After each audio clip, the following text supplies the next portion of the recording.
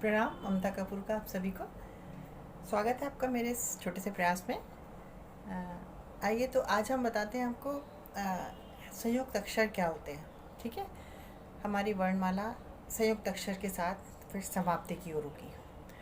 तो देखते हैं संयुक्त अक्षर क्या है और अनुस्वर क्या है। ठीक है, जब हमने वर्णमाला सीखनी शुरू करी थी तो हमने बताया आपको वर्णमाला में 45 अक्षर होते हैं, जिसमें से कि 10 स्वर होते हैं और 35 व्यंजन होते हैं। ठीक है, अब स्वर और व्यंजन इनके बीच में आते हैं अनुस्वर। अनुस्वर जैसे देखिए इधर, छोटे अंग से अंगूर,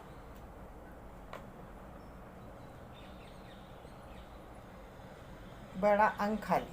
ठीक है, तो हम छोटे अंग से अंगूर ये अनुस्वर है।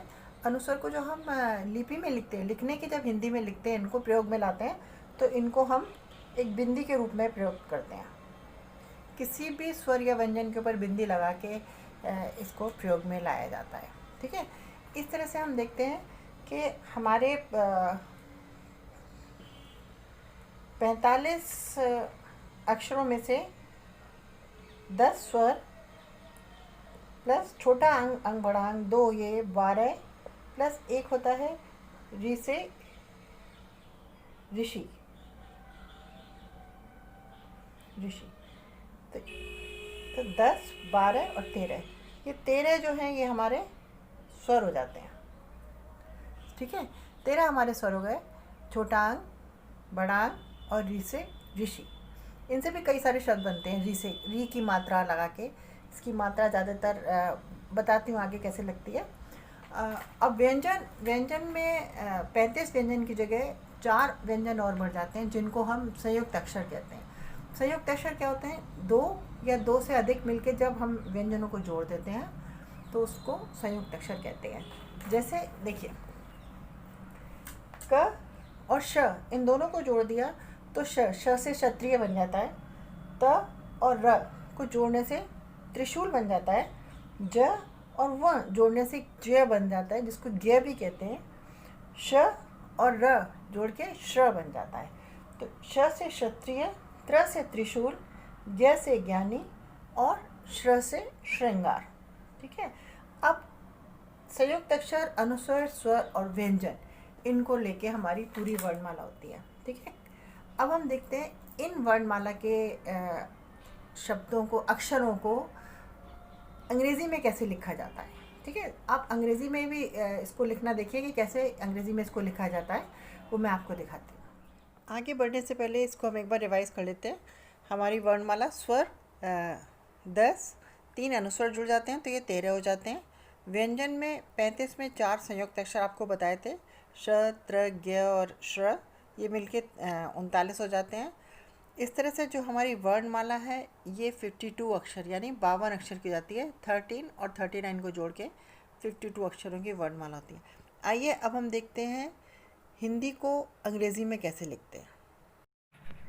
आइए देखते हैं हिंदी संपूर्ण वर्णमाला और इसको कैसे अंग्रेज़ी अल्फ़ाबेट्स के माध्यम से लिखा और बोला जाता है, इस पे भी थोड़ी सी जानकारी। अब हम इसमें देखते हैं कि हिंदी के अक्षरों को अंग्रेज़ी में कैसे लिखते हैं, या आप समझ लो कि आपको इंग्लिश में हिंदी लिखनी है तो उसके लिए कैसे लिखते हैं। जैसे जैसे इसकी पहली पंक्ति है क, ख, ग, घ, ङ।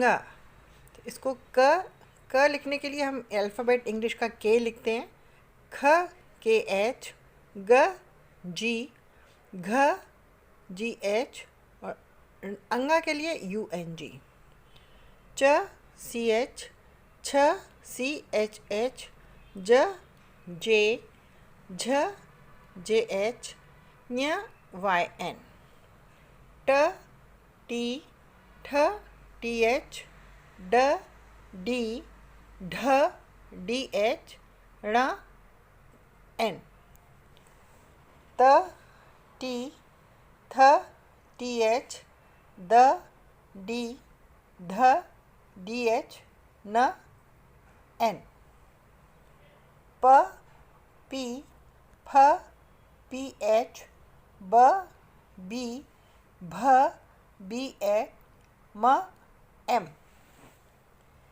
य वाई, र आर, ल एल, व के लिए वी भी लिखते हैं और कई बार डब्लू भी लिखते हैं।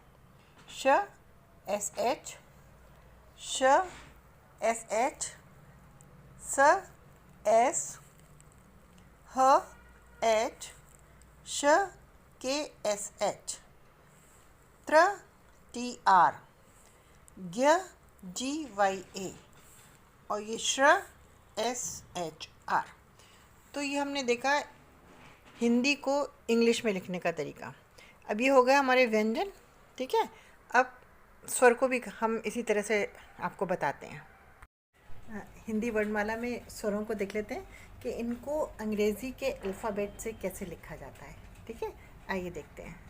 तो आइए अब हम एक ये भी देख लेते हैं कि जो हमारे हिंदी के स्वर हैं उनको अंग्रेज़ी में अल्फ़ाबेट्स के साथ कैसे हम लोग लिख या बोल सकते हैं, यानी हमारे हिंदी के वर्णमाला के स्वर इंग्लिश के अल्फ़ाबेट्स के द्वारा कैसे बोले जाते हैं। तो ये हमारे स्वर हैं छोटा आ, बड़ा आ, छोटी ई, बड़ी ई, छोटा ऊ, ऋषि, ए और बड़ी ए, ठीक है। उसके बाद छोटा ओ, बड़ा ओ, छोटा अंग और बड़ा अंग। अब हमें जब इन स्वरों को अंग्रेज़ी अल्फ़ाबेट्स में लिखना है तो हम किन किन अल्फ़ाबेट्स का प्रयोग करते हैं। छोटे आ के लिए ए, बड़े आ के लिए डबल ए, छोटी ई के लिए आई, बड़ी ई के लिए ई, छोटे ऊ के लिए यू, बड़े ऊ के लिए ओ, री के लिए आर आई, छोटी ए के लिए ई, बड़ी ए के लिए ए आई, छोटे ओ के लिए ओ, बड़ी ओ के लिए ए यू, अंग के लिए ए एन और आहा के लिए ए एच। तो जिन बच्चों को या जो हिंदी सीखना स्वर को पढ़ना चाहते हैं और वो इन स्वरों को नहीं समझ पा रहे हैं तो वो इन इंग्लिश अल्फ़ाबेट्स के माध्यम से इन स्वरों का ज्ञान कर सकते हैं। तो इसके साथ ही हमारी वर्णमाला कंप्लीट हुई। हमने इसमें देखा कि स्वर और व्यंजन को इंग्लिश में कैसे लिखा, बोला या समझा जा सकता है। तो हमने देखा हमारी संपूर्ण वर्णमाला, इसको कैसे लिखते हैं। चित्रों के माध्यम से मैंने कोशिश करी कि आपको स्पष्ट हो सके।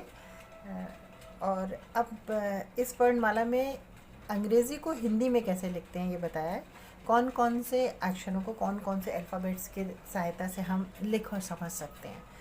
तो कृपया जिनको हिंदी समझ में पढ़नी नहीं आ रही है तो वो और उनको अंग्रेज़ी का ज्ञान है तो इन अंग्रेज़ी अल्फ़ाबेट्स के माध्यम से हिंदी अक्षरों को पढ़ और उसको लिख सकते हैं, ठीक है। शुक्रिया इस वीडियो को देखने के लिए।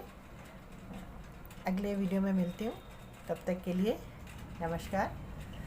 मेरे इस चैनल को लाइक, सब्सक्राइब और शेयर ज़रूर कीजिए जिससे किसी को कुछ फ़ायदा हो जाए। धन्यवाद, प्रणाम।